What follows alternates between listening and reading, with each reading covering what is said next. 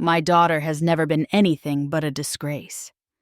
The words detonated in the middle of the hall, forks stilled, whispers died, and in that instant, every gaze burned into me.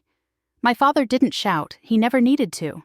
Command lived in his voice, honed from decades of salutes and obedience, and now he used it to brand me before the entire town. "I am Isabel Ward, daughter of Captain Richard Ward, a man who wore discipline like armor.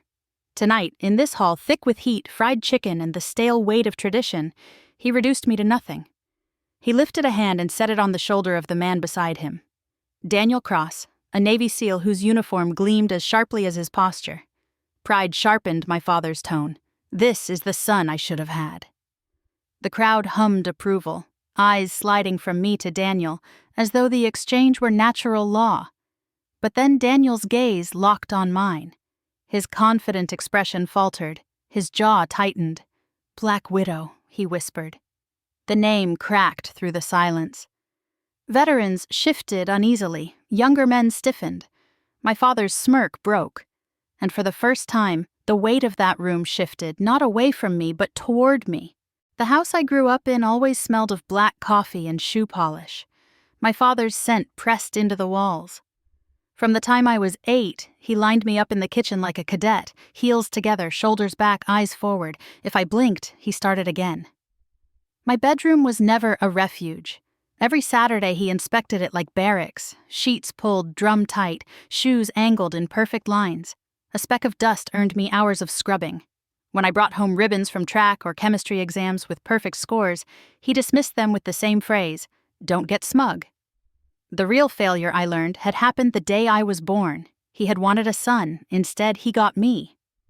My mother, Evelyn, was the only softness in that house. She slipped folded poems into my lunch bag, Frost, Dickinson, reminders that there were other forms of strength. When I was 17, I filled out my application to the Naval Academy. My father found it and tore it to pieces without a word. I thought that was the end. But my mother had made a copy, mailed it behind his back. Months later, a thick envelope arrived in the mailbox, and in the quiet of my room, I pressed it to my chest, refusing to let go. At Annapolis, illusions burned fast. My hair was shorn, my voice drilled into sharp answers. I wasn't training to be a warrior with a rifle. My strength was in strategy, in webs of plans no one else could see. In Bahrain, the air itself felt like fire. My office was nothing more than a narrow room stacked with radios and maps, but it was where the threads came together. Word spread quickly. I heard shifts in silence, caught patterns others missed. The nickname followed me, Black Widow, not for venom but for weaving webs strong enough to hold lives. Before every mission, I added one line to the checklist. Who calls home if things go wrong? Men knocked twice on the table before leaving, a ritual that became faith. Once, during an ambush in Africa, a convoy's tire shredded on gravel.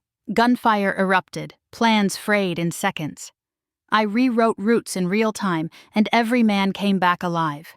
Daniel Cross was among them. He never forgot. Years later, I returned home for my mother's funeral. The church was heavy with lilies. My father standing apart, folding and refolding the program without meeting my eyes. His silence said everything. Still, even in death, he would not close the distance. The reckoning came in that naval hall.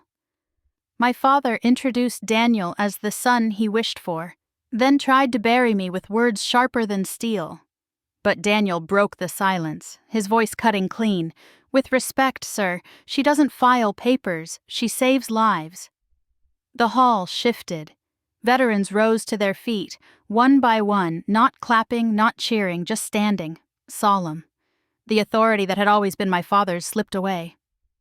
For the first time, his posture faltered. Later, across our old kitchen table, his hand traced the scar of a burn I'd left years ago. His voice, fragile, confessed, "I expected a son, that was foolish." I met his eyes. I carried my own name. He whispered one word, proud, and finally it was enough.